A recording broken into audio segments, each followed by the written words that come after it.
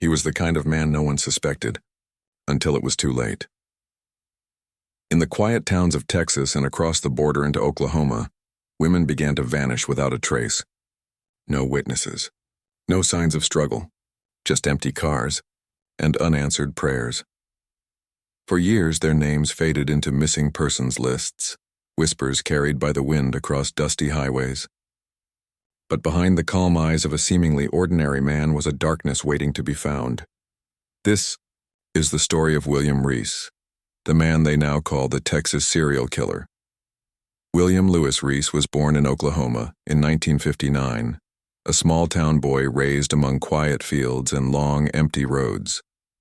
To most people, he seemed ordinary, polite even.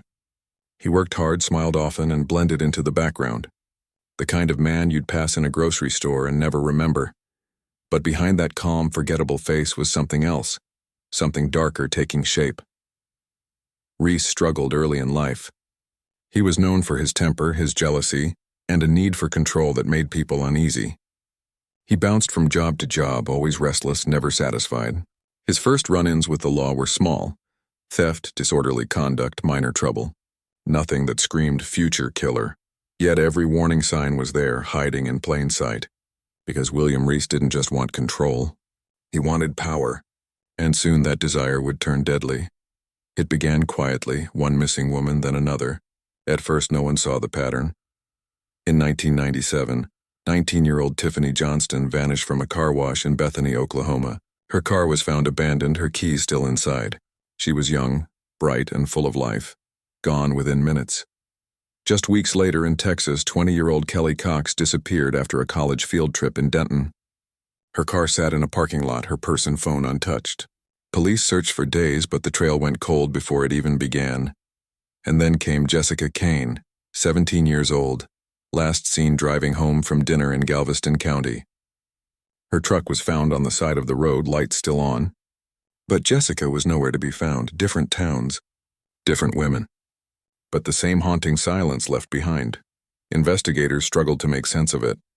Each case felt isolated, local, tragic, but not connected. Still, something in the details didn't sit right. The timing, the locations, the method, all too familiar. A predator was moving quietly across state lines, and no one even knew his name. As weeks turned into months, the disappearances stretched from Oklahoma down into Texas. A trail of fear running along Interstate 45, a highway already haunted by decades of missing women. Detectives from different jurisdictions worked their own cases, unaware that their stories were connected by a single name: William Reece. He moved often, working as a day laborer, a truck driver, drifting from town to town, always nearby when another young woman vanished. It wasn't until investigators compared notes that the threads began to weave together. The same type of victims, the same sudden vanishings, the same eerie lack of evidence. No struggle, no witnesses, no trace. Each county believed their case was isolated. But when Texas Rangers and Oklahoma detectives finally met, they realized they were chasing the same ghost. A man who hunted in plain sight, crossing state lines like invisible borders, leaving heartbreak behind him and clues too faint to follow. The pattern was no longer coincidence. It was calculated, and for the first time, law enforcement whispered what no one wanted to believe. They were dealing with a serial predator. For years, William Reece stayed one step ahead of everyone, the kind of man who slipped through cracks too wide to close. But in 1997, his luck finally began to unravel.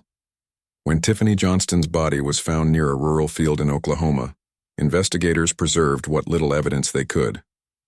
At the time, DNA testing was still developing. Slow, expensive, unreliable in small-town departments. But they kept the samples, waiting for the day science could speak louder than silence. That day came years later. A cold case review matched DNA from the crime scene to a man already in prison. William Reece. He'd been serving time for a separate kidnapping in Texas, where he abducted a young woman, but, by chance, she managed to escape. When detectives confronted him, Reece didn't break. He denied, deflected, and manipulated, offering fragments of truth wrapped in lies. He played with investigators, pretending to help, pretending to care. Each word felt like bait, but the evidence was undeniable. The DNA was his. The timelines matched. The witness accounts aligned. For the first time, law enforcement knew exactly who they were dealing with, the man who haunted Texas and Oklahoma for years. Still, they had only begun to uncover the full scope of his darkness. After years of silence, William Reece finally began to speak. Not with remorse, not with sorrow, but with cold precision, as if recounting a story that belonged to someone else. Detectives brought him to a sterile interview room, cameras rolling, hearts heavy with the weight of what they might uncover. At first he offered vague details, taunting them with half-truths. But slowly, piece by piece, he started to reveal what he had taken from the world, the lives of women who would never come home. He led them to remote fields, wooded areas and abandoned lots across Texas and Oklahoma. Each location carried the grim proof of his crimes, remains hidden, sometimes meticulously, sometimes carelessly, yet always enough to confirm the terror he had inflicted. With each confession, the detectives felt a mix of relief and revulsion, relief that they were finally closing cases that haunted families for years. Revulsion at the deliberate cruelty, the way Reece described his acts without a single flicker of guilt. By the end, every name on those missing persons reports was no longer just a number. Tiffany Johnston, Kelli Cox, Jessica Cain. All of them. Forever linked to the man who walked among them, invisible until it was too late. The courtroom was tense, heavy with grief and anger. Families who had spent years haunted by unanswered questions finally sat face to face with William Reece, the man who had stolen their daughters, sisters, and friends. Reece entered the room as if walking into any other ordinary place, calm and composed, no tremor of guilt, no hint of regret. To him, this was just another part of the process, another obstacle between him and the life he imagined for himself. As the trial unfolded, prosecutors laid out a horrifying chain of evidence, the bodies, the DNA, the confessions, the calculated manipulation. Each detail painted a portrait of a man capable of unimaginable cruelty, yet utterly ordinary in appearance. Families listened as the names of their loved ones were spoken aloud again, each one a painful reminder of what they had lost. And in that room, Reece remained detached, almost clinical, recounting his crimes without emotion, as if narrating someone else's story. It was a chilling truth. Some monsters hide behind the most ordinary faces. And for the victims' families, the nightmare had a name: William Reece. What makes a man like William Reece? Was he born with a darkness in his soul, or did life mold him into a killer? Reece grew up in a world that was far from perfect, a turbulent household, instability, and moments of neglect that left deep marks. Friends and neighbors recall a boy who was quiet, withdrawn, and prone to anger, small sparks that hinted at the fire to come. But for every troubled moment, there were chances to redirect his path, moments that slipped by unnoticed. Psychologists examining Reece later described a man shaped by a lethal combination of impulse, obsession, and a craving for control. He sought power over life itself, and when confronted with rejection, boredom, or failure, he turned to destruction. Yet the question remains: could anyone have predicted the full extent of his violence? Or was this darkness a choice carefully hidden behind the mask of ordinariness? In the end, Reece's story forces us to confront a terrifying truth. Sometimes monsters aren't born in the shadows. They walk quietly among us, waiting for the world to let its guard down. The shadow William Reece cast over Texas and Oklahoma didn't end with his capture. His crimes left communities forever altered, families forever grieving, and law enforcement forever changed.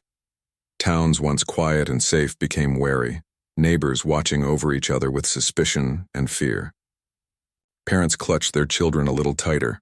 Highways felt lonelier at night, and the faces of the missing lingered in every conversation. For police, the Reece case became a harsh lesson in vigilance. Jurisdictions that once worked in isolation realized the danger of fragmented investigations. Procedures were updated, cold cases revisited, and collaboration between counties became a priority, all in an attempt to prevent another predator from slipping through the cracks. The case also reshaped how missing persons reports were handled, pushing for faster action, better communication, and the use of forensic technology to catch perpetrators sooner. Though the terror ended with Reece behind bars, The mark of his crimes remains, a grim reminder that evil can thrive when it goes unnoticed, and that vigilance can never rest even behind bars. William Reece left questions that may never be answered. During interviews, he hinted that his confessions were only fragments, that the full scope of his crimes remained hidden. "I didn't tell them everything," he said casually, as if tossing a shadow across every investigation. "Authorities fear there may be more victims. Women whose disappearances were never linked to him. Families who never received closure. Each unsolved case becomes a ghost, haunting the corridors of law enforcement and the hearts of those left behind.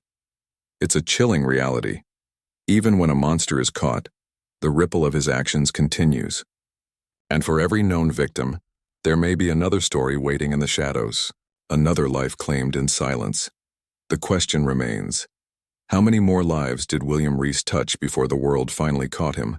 And will we ever truly know the answer? The faces of the missing still echo through the highways of Texas, haunting the places where they were last seen. Their stories are not just headlines. They are lives interrupted, families left searching, and questions that may never be fully answered. If this story left you unsettled, share your thoughts and theories in the comments below. Discuss, reflect, and remember the victims, because their stories deserve to be heard. Subscribe now and join us for the next episode of Making a Serial Killer, as we continue to uncover the darkest corners of unsolved cases across the United States. The hunt for truth never ends, and neither should the remembrance of those lost.